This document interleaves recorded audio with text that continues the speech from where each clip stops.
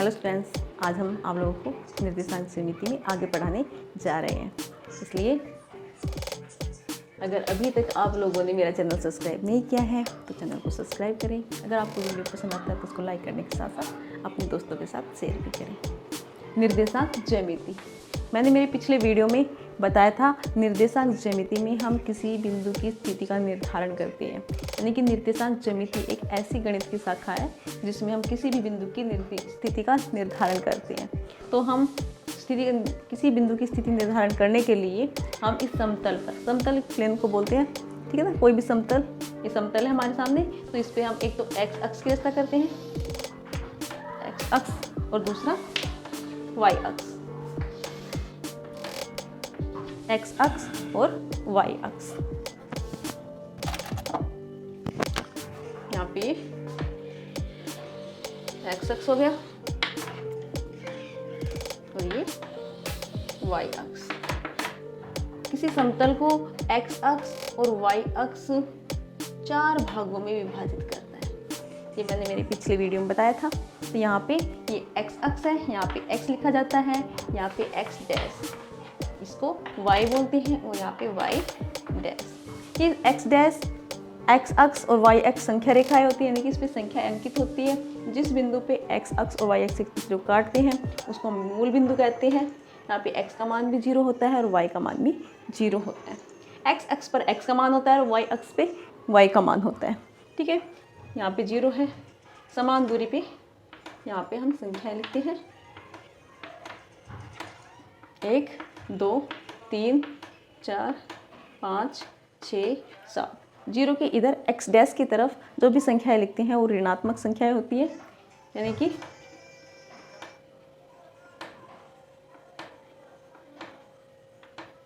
-1, -2, -3, -4, -5, -6।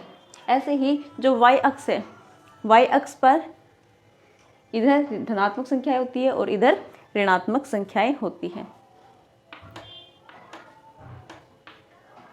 1 2 3 4 अनंत तक, और इधर होती है ऋणात्मक संख्याएं, -1, -2, -3, -4, -5, माइनस के अनंत तक। कोई भी बिंदु है वो समतल पर कहाँ कहाँ पर रह सकता है। तो कोई भी बिंदु इस समतल पर चारों चतुर्थांश के अलावा x अक्ष पर भी हो सकता है और y अक्ष पे भी हो सकता है। वह बिंदु मूल बिंदु पर भी हो सकता है, ठीक है।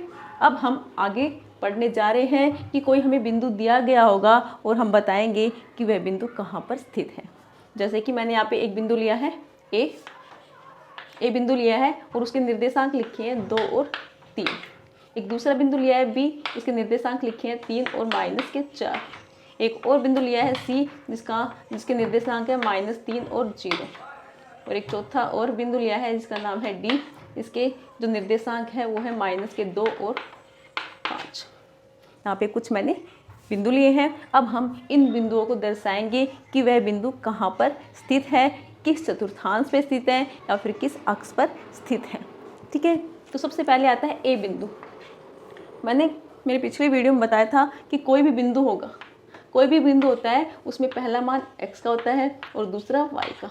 जो x का मान होता है उसको हम भुज बोलते हैं और जो y का मान होता है उसको हम कोटि कहते हैं, ठीक है। तो यहाँ पे जो x और y है ये मान हम कैसे देखते हैं वो आज हम इस वीडियो में जान रहे हैं, ठीक है। तो पहला मान है ए बिंदु है और उसके निर्देशांक है 2 और 3, 2 और 3। तो देखिए जो 2 मान है वो x का मान है और y का मान 3 है। तो हम संख्या रेखाओं पर x अक्ष और y अक्ष पे देखेंगे x का कितना मान है और y का कितना मान है, और दोनों की जो रेखाएं होंगी लंबवत रेखाएं कैसे, जैसे कि x अक्ष पे 2 मान, 2 संख्या कहाँ पे 1 2 ये है।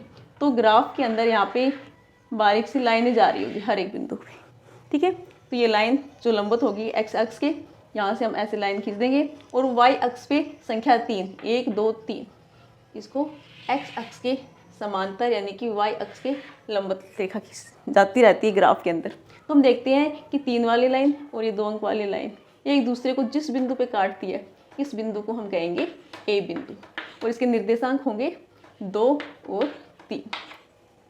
जो दो मान है वो y अक्ष से दूरी, ये दूरी, ठीक है ना, ये दूरी देखिए 2 अंक के बराबर है, ठीक है। ऐसे ही जो 3 है वो देखिए y अक्ष पे जो मान है वही मान ये, ठीक है। किसी बिंदु की x अक्ष से जो दूरी है y अक्ष पे कितना है, 3 है, तो ये दूरी 3 होगी, ठीक है। समझ में आया? यानी किसी बिंदु का निर्देशांक देखना है। अपने को देखा कि 2 और 3 जो निर्देशांक वाले जो बिंदु है A, वह बिंदु कहाँ पे स्थित है, इस प्रथम चतुर्थांश में, प्रथम चतुर्थांश में,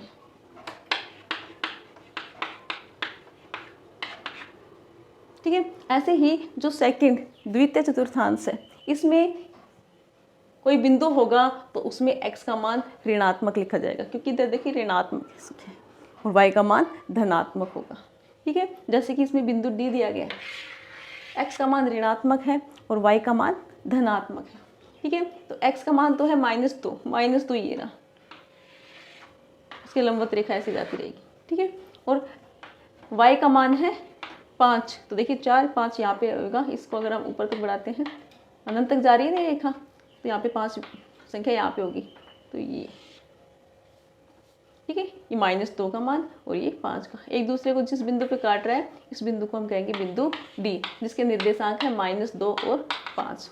यानी कि कोई भी बिंदु होगा उसके निर्देशांक में अगर x ऋणात्मक होगा और y धनात्मक होगा तो वह बिंदु इस समतल पर द्वितीय चतुर्थांश में स्थित होगा, ठीक है। तीसरा आता है अगर दोनों संख्याएं ऋणात्मक आ जाए, देखिए x का मान भी ऋणात्मक है और y का मान भी ऋणात्मक है, नेगेटिव संख्या है सारी माइनस की है, इसलिए इस चतुर्थांश में कोई भी बिंदु होगा तो उसमें x का मान भी ऋणात्मक आएगा और y का मान भी ऋणात्मक आएगा, ठीक है। अब यहाँ पे कोई संख्या ऐसी दी नहीं गई है, चलो कोई बात नहीं, हम अपनी तरफ से मान लेते हैं। मान लो E बिंदु है और उसके निर्देशांक है -3 और -1, तो यह बिंदु कहाँ पर स्थित है, तो इसमें देखिए x का मान -3 है और y का मान -1 है, तो देखिए x का मान -3 ये है, तो ये रेखा जाएगी और y का मान -1 है, दोनों रेखाएं जहाँ पे काटेगी वो जो निर्देशांक जो बिंदु होगा उस बिंदु का मान नाम हो जाएगा E और इसके निर्देशांक हो जाएंगे -3 और -1, ठीक है। ऐसे ही हमारे पास अगला बिंदु आता है B, जिसमें x तो धनात्मक है और y क्या है, ऋणात्मक है, तो यह बिंदु कहाँ पर स्थित है, तो देखिए x का मान धनात्मक और y का मान ऋणात्मक किस भाग में आएगा, चतुर्थांश में आएगा, ठीक है। तो यहाँ पे देखिए कहाँ पे है बिंदु -3 और 4 वाला, तो देखेंगे हम x का मान 3, 1 2 3, इसमें समांतर जो y एक्सिस की समांतर रेखा होगी उस रेखा को देखेंगे वो लाइन, और जो y का मान है -4, ये दोनों लाइनें आपस में कहाँ पे काट रही हैं, जहाँ पे काट रही है वो बिंदु आ जाएगा हमारे पास बिंदु B, जिसके निर्देशांक है 3 और -4, ठीक है। अब मैंने चारों चतुर्थांशों पर बिंदु आपको बताए हैं कि कैसे कहाँ पे स्थित है, कैसे उसका पता लगाएंगे। तो ध्यान रखना है जो चतुर्थांश है इसमें x का मान तो धनात्मक होता है, y का मान ऋणात्मक होता है।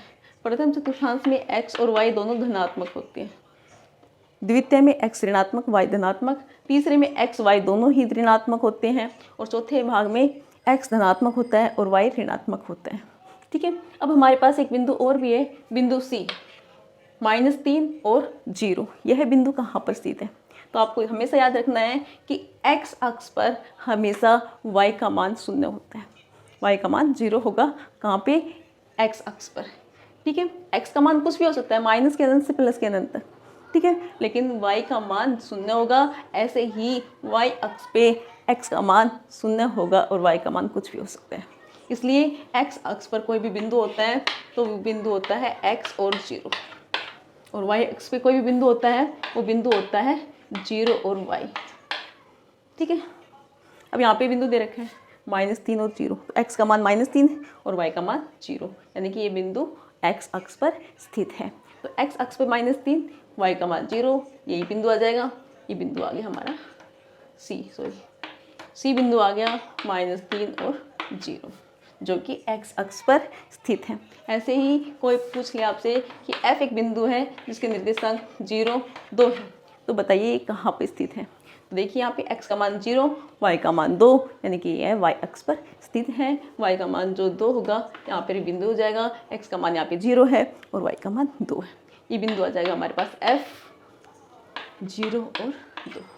ठीक है, तो आज मैंने आप लोगों को बताया समतल में जो x अक्ष और y अक्ष एक दूसरे को जिस बिंदु पे काटते हैं उसे मूल बिंदु कहते हैं। 4 भाग बनते हैं, चारों भागों को चतुर्थांश कहते हैं। प्रथम चतुर्थांश, द्वितीय चतुर्थांश, तृतीय चतुर्थांश और चतुर्थ चतुर्थांश। ठीक है, इसके साथ ही कोई भी बिंदु इस समतल पर कहाँ कहाँ पर हो सकता है, वो चारों चतुर्थांश में भी हो सकता है, उसके साथ साथ वो x अक्ष और y अक्ष पे भी हो सकता है। एक बिंदु ऐसा भी है जो कि बिंदु चारों चतुर्थांश में भी नहीं है और केवल एक अक्ष पर भी नहीं है, तो वह भी मूल बिंदु कहलाता है। इसमें वो बिंदु x अक्ष पर भी स्थित होगा और y अक्ष पर भी स्थित होगा और उस मूल बिंदु के निर्देशांक क्या होते हैं, 0, 0 होते हैं। ठीक है, मूल बिंदु एक ऐसा बिंदु है जो x अक्ष पर भी स्थित है और y अक्ष पर भी स्थित है और किसी भी चतुर्थांश में स्थित नहीं है। ठीक है।